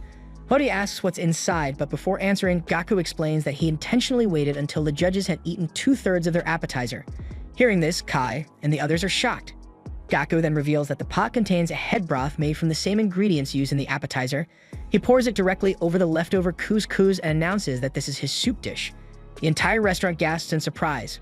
Earlier, Inui had advised Gaku that his soup was far too plain and boring, which inspired him to create a dish that only he could prepare. When Kai and the other judges taste the soup, they are amazed.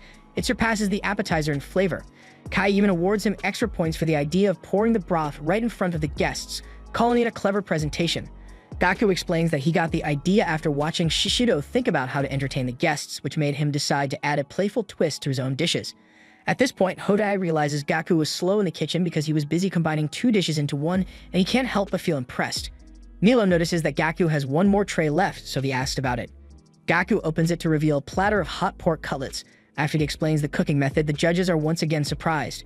When they finally taste all 3 dishes, they respond positively, giving no complaints at all, and tell him he did a really great job.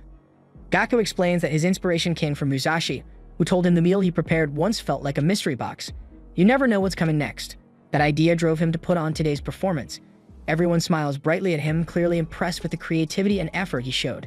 Kai then delivers the final verdict, telling Gaku he did an excellent job. Just then, Ran-Na walks in with her own dish, also an appetizer, and asks the judges to taste it. The next day at work, Milo calls everyone together, saying he's about to announce the winners of the contest. The scene shifts to Musashi, who is in deep concentration as she struggles with a math equation that has been bothering her for a while. Just then, she receives a phone call from Hirose. Musashi instantly assumes that Hirose called to brag about his intelligence, as he always does, so she quickly tells him that she is busy and is about to hang up. But before she can end the call, Hirose tells her that he discovered Gaku is now working as a chef. Musashi's eyes widen in shock. She then realizes that this is not just a regular call, but a video call. She sets her phone down properly for the video call and begins explaining the reasons Gaku chose the path of becoming a chef, worried that Hirose might misunderstand.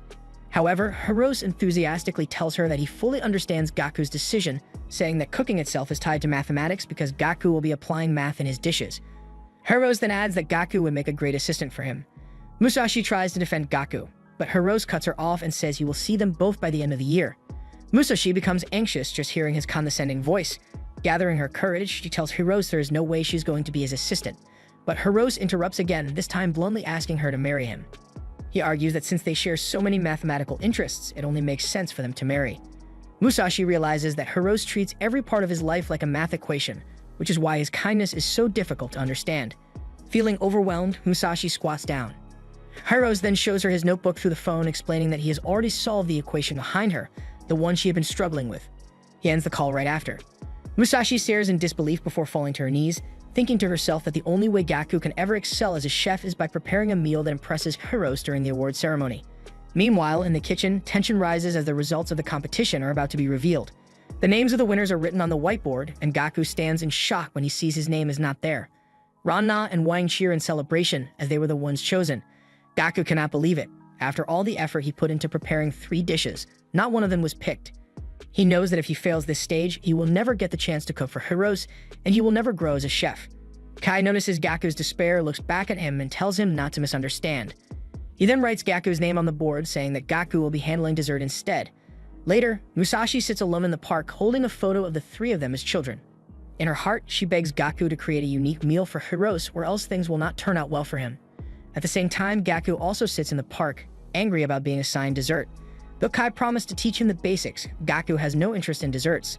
The next day, the scene shifts to Uomi, who is also sitting in the park. She worries about Gaku because he has not responded to any of her calls or messages for over a month. She can only hope that he is doing well. Meanwhile, that same morning, Kai knocks on Gaku's door, reminding him that there are only 3 weeks left until the award ceremony. He calls out for Gaku to come outside so he can continue teaching him how to make dessert, specifically quenelles. But Gaku lies on his bed and deliberately ignores the door, frustrated that desserts simply are not his specialty. Through the door, Kai begins explaining one of the basic skills every pastry chef must learn, how to properly scoop and serve ice cream. He explains that if you do not control the pressure of the spoon, the scoops will look sloppy, but if you practice with patience, the result will be perfect. He demonstrates by scooping 4 identical portions and lining them up evenly. He explains that this skill is essential for any pastry chef. Kai then calls to Gaku once more, urging him to come out and practice. He reminds him that he only has 3 weeks to create a dessert that will serve 50 people. How is he going to prepare if he's stuck in that room and doesn't come out? That's when Gaku bursts out of the room in an emotional outburst. He grabs Kai by the arms and demands to know why, after coming up with such a clever idea for the 3-course meal, Kai still gave those categories to others whose dishes were not even on par with his. He reminds Kai that since he joined the restaurant, Kai has thrown challenge after challenge at him, and he has managed to overcome them all. He did exactly as Kai asked, yet Kai has not kept his promise. Instead, he has forced him into the dessert category upon all the hours of efforts he put into preparing the perfect meal for each category. At the same time, Kai ex-girlfriend storms into his compound, clearly angry and demanding to see him. But before she gets inside, she notices something strange. Milo suddenly drops down from the higher floors, clinging to the side of the building. The sight shocks her completely. Meanwhile, Gaku is still pleading with Kai to release him from the dessert category, but judging from Kei's expression, he remains firm in his decision. Kai walks into the room and sees that although Gaku is saying he doesn't want to do the dessert, he has still been practicing, so he just tells Gaku to keep at it. But Gaku is still persistently trying to convince him, saying making dessert was never his thing. Then all of a sudden, Milo crashes down from above, slamming into the window. He yells at Kai to tell Gaku the truth already because he cannot stand watching Gaku suffer like this. Milo tries to smash through the glass, but Gaku opens the window at the last second, not wanting to pay for window repairs. Kai turns to Milo and asks why he came all the way to his house. Milo walks over to Gaku, saying he has been troubled by the way everyone in the restaurant has treated him so harshly. Grabbing Gaku by the shoulders with great enthusiasm, Milo tells him that from the very moment they met, he admired him for being able to cook such delicious food. Gaku is still processing his words when Milo explains that everyone is strict with him because they want him to create even better dishes, but he himself came to be gentler with Gaku. Remembering what Hote told him earlier, that Hote alone thought he passed while Milo and Kai failed him, Gaku asks Milo why he rejected his dish during the competition. Milo cups Gaku's face and tells him it was because his dish was something that could have been made by anyone else. He admits that Gaku's idea of the 3-in-1 meal was clever and original, but he and Kai felt that Gaku was not using his full potential. Something important was missing. Kai then speaks up, telling Gaku that only he has mathematics as his true weapon, but he failed to incorporate it in his latest dish. He mourns that Gaku is drifting further and further away from his mathematical method of cooking. Kai reminds him of the potato stew he once made, saying that dish used principles of mathematics rather than emotions or nostalgic memories. When Gaku prepared the 3 dishes for the competition, he only worked backwards for mathematics, but beyond that, there was nothing mathematical about them. Gaku tries to defend himself, saying that even so, it should not mean he is being limited. But Kai interrupts, saying that if any ordinary chef had prepared those dishes, he would have passed them with flying colors. The truth, however, is that Kai believes Gaku is not ordinary. He is special, the only one who can combine math and cooking in a unique way. Kai tells him he has enormous potential, and he should not waste time trying to be just another regular chef. Hearing this, Gaku collapses to his knees in disbelief, feeling like his entire world is falling apart. From the ground, he asks Kai and Milo why, if they think so highly of him, they forced him into desserts of all things. Kai gives no clear answer. Overwhelmed, Gaku bolts out of the building in a storm of emotion. On his way out, he runs straight into Kei's mistress, who is left wondering what could have made him rush out like that. Gaku keeps running through the streets, desperate to escape the crushing weight of everything he just heard. Later that night, he sits alone in a diner, staring at the table and thinking. He decides he will take the next train back home. He recalls how, before he left, his father told him that it was fine to return if things became too overwhelming. Gaku feels that he did everything he could to become a chef, but it was not enough. Giving up now seems like the only option. He pulls out his phone to buy a ticket for the next bus, but then he notices countless unread messages from Romy.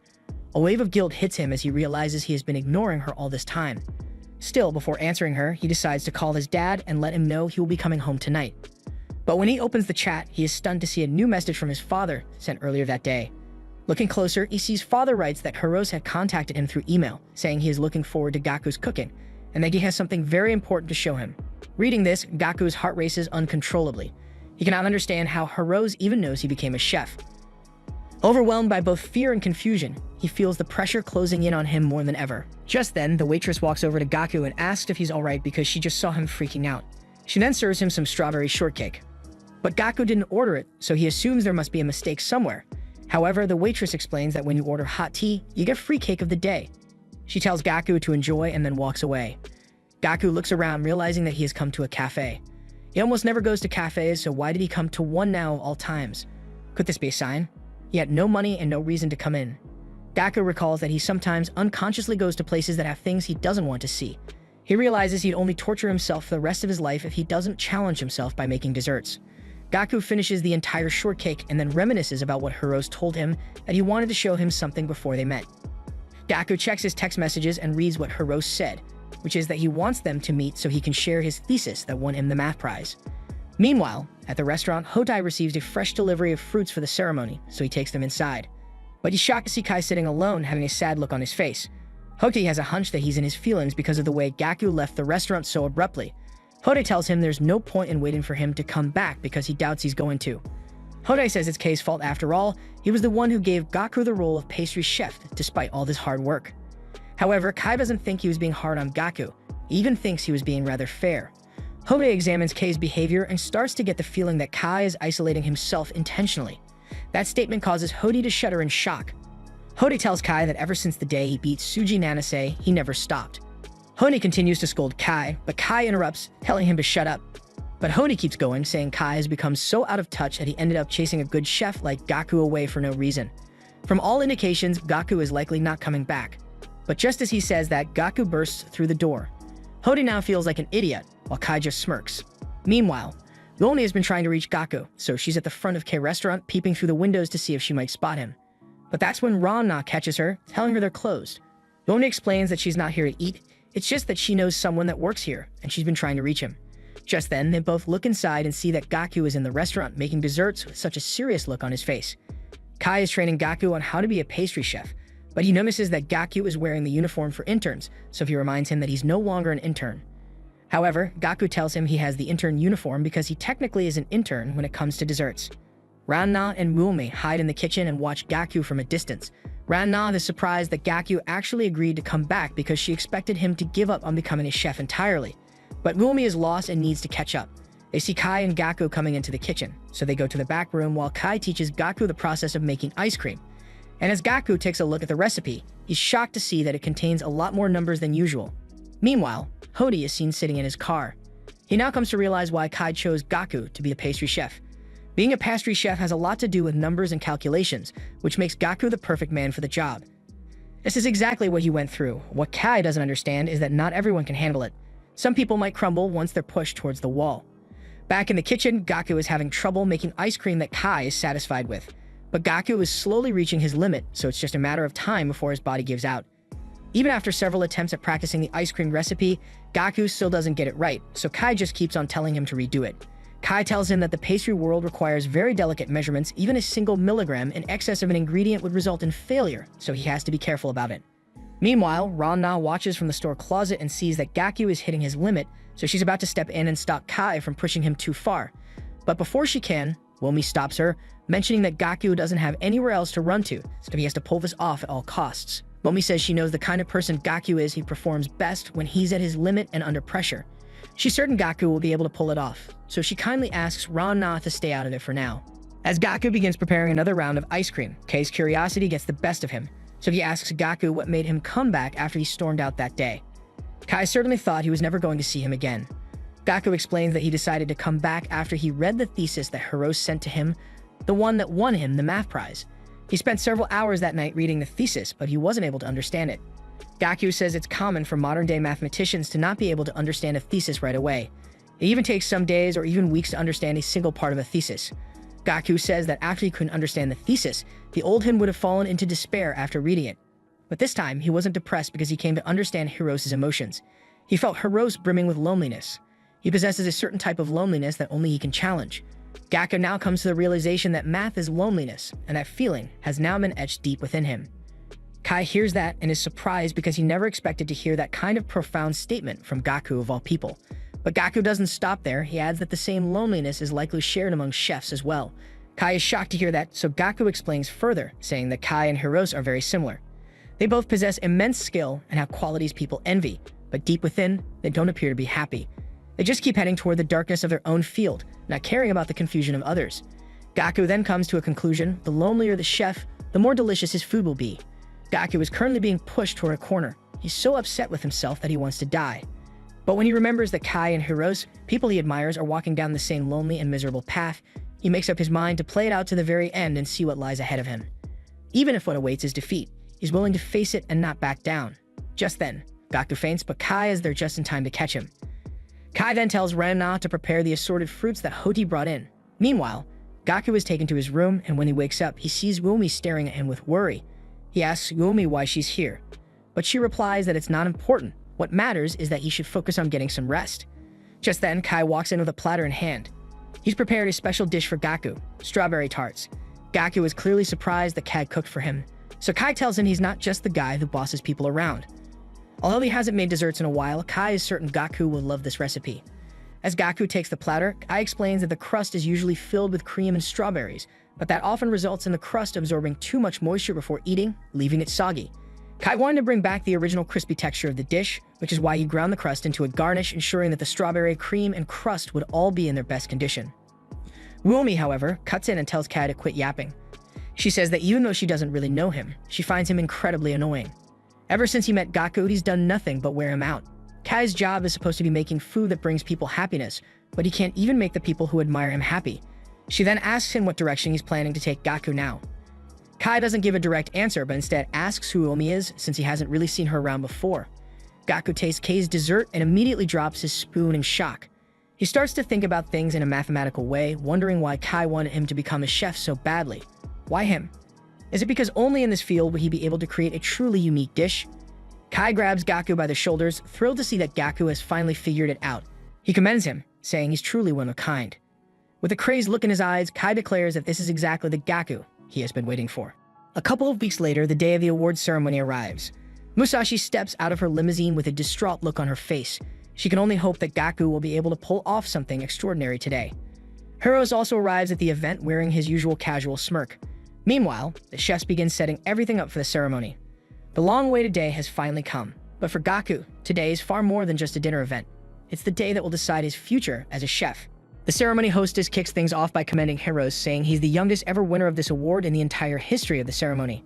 She adds that he even completed a number of advanced theories while studying at Princeton University and has now made a remarkable name for himself all over the world, earning admiration from scholars and enthusiasts alike.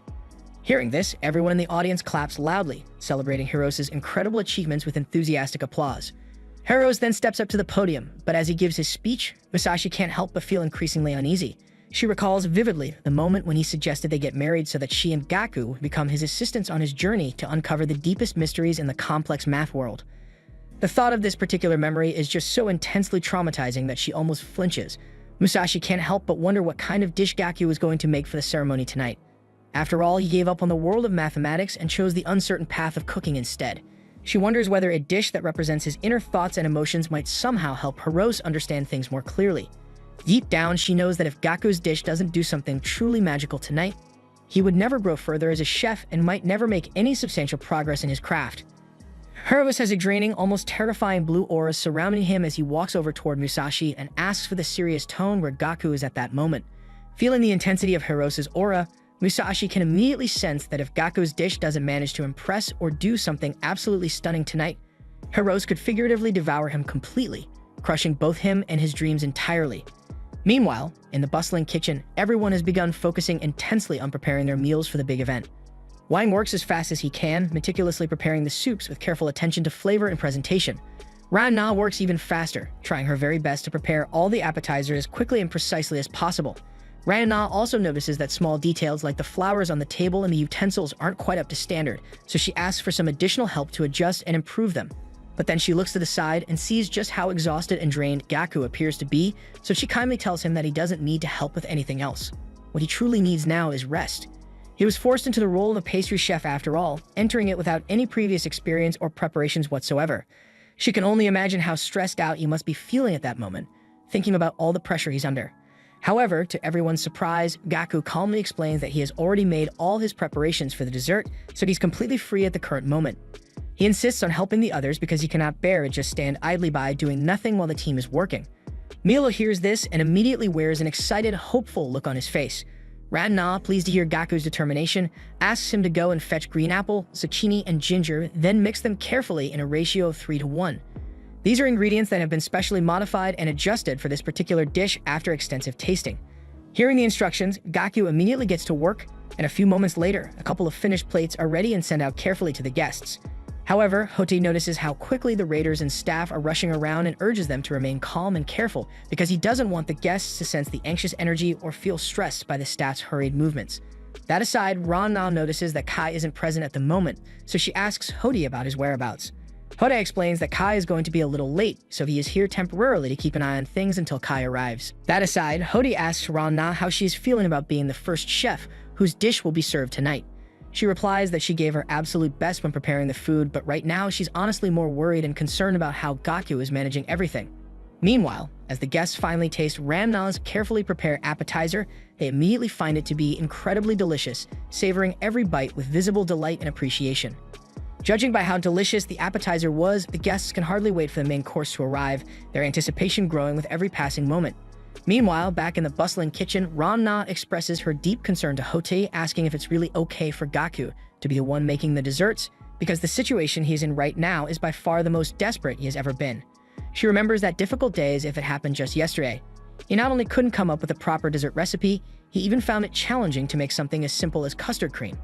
But she believes that Gaku must have gained some inspiration at that time, because the very next day he began doing a series of unusual and unexpected things in the kitchen. It wasn't just the discarded ingredients, he even bought additional ingredients they had ordered with his meager salary and began tasting each one carefully, one by one. And afterwards, he just kept writing and writing, meticulously taking notes and recording observations. Ran Na recalls that Hotei was once a pastry chef himself, so she asks him whether he can understand why Gaku was engaging in all of this strange, almost obsessive behavior. Hotei just chuckles quietly, saying that there's no way he could fully understand because he's never seen a pastry chef quite like Gaku before.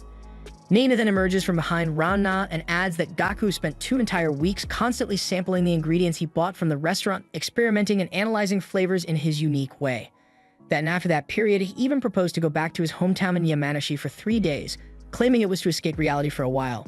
Back then, it was still 2 weeks before the day of the event, so Inui expresses that he doesn't think going back home is such a good idea and reminds Gaku that he has the important responsibility of feeding 50 people with desserts, so every day he spends perfecting his craft is crucial. Hotei pats Gaku on the shoulder, offering support and reminding him that, as a former pastry chef himself, he would genuinely like to know what Gaku plans to do. Because of that, Hotei suggests accompanying Gaku on the trip to Yamanashi. So after that, Gaku and Hotei actually travel back to Yamanashi together and eventually return. Milo, curious as ever, asks to know what happened during their visit to Yamanashi, but Hotei merely tells him to focus on what he is cooking at the moment. Still, Milo insists on knowing the details because he is genuinely worried about Enzo and wants to be reassured. However, Ron now points out that Milo isn't really in a position to complain since it was he and Kai who had originally forced Gaku into this situation in the first place. Just then, Wang speaks up, announcing that his special eel soup is ready and that it should be served immediately. He emphasizes that now is not the time to worry about Gaku, they have to focus on the main reason they are here, which is the ceremony and ensuring everything goes smoothly. That said, Nene and the other waiters rush to serve the dish to the eagerly waiting guests. Still, Ran Na can't help but remain curious as to why Gaku went to his hometown so abruptly. What exactly was he trying to achieve? Could it be that he was searching for inspiration for his dessert creations? Back when Gaku paid a visit to his hometown, Hotei slowly began to feel irritated at the fact that Gaku was wandering around aimlessly without any apparent purpose. Bone being a tag along as well, and at first she assumed it was because he was looking for dessert inspiration. But now seeing how aimlessly he was walking, she was starting to believe that perhaps he simply came here for a change of pace, a temporary escape from the pressures of the kitchen. Hotei, however, reassures her that, as a pastry chef, taking a change of pace is not a bad thing at all. He explains to Iwumi that when he used to be a very famous pastry chef, he didn't rely on dessert tours or external ideas. He simply didn't want to copy the concepts of other people. Because of that, he would often deliberately change his environment, altering his surroundings in order to gain new perspectives and find fresh inspiration for his next dish. Desserts are quite different from other food courses because they're made with complicated production procedures and delicate flavor variations that require precision and creativity. So with that in mind, he explains that Gaku's aimless roaming could very well be his own unique way of finding inspiration for his creations. Realizing that, Womi thinks back to that time at the restaurant and begins to understand that Gaku must have figured something out for himself. Before, Gaku was only filled with despair and sadness, but now that fear and hesitation appear to be gone completely. Hotei agrees with her observation, saying that Gaku has even become more mysterious and intriguing now. Womi admits that she only followed Gaku here because she was genuinely worried about him, so seeing him like this now really breaks her heart. It turns out that Gaku's dad also followed them and enthusiastically remarks that he's really excited Gaku agreed to come back to their hometown. He explains that right from when Gaku was little, he was always indoors and had no real interest in nature whatsoever. So he never expected in a million years that Gaku would bring his friends along with him to admire the beauty of nature. Tokyo must have changed him in ways no one anticipated. Momi observes how outgoing and energetic Gaku's dad is and realizes that he's nothing like Gaku at all, so reserved and thoughtful in comparison. After that, Gaku's dad invites them to come and visit their home afterwards. But now, as he takes a closer look at Romi, he realizes that she is the girl Gaku always mentioned. Then he asks if the girl who competed in the math Olympiad with him was named Musashi. Gaku's dad admits that Gaku rarely ever mentions girls, so he remembers all their names carefully. At least he's happy to see that Gaku is now getting to know more girls in his life.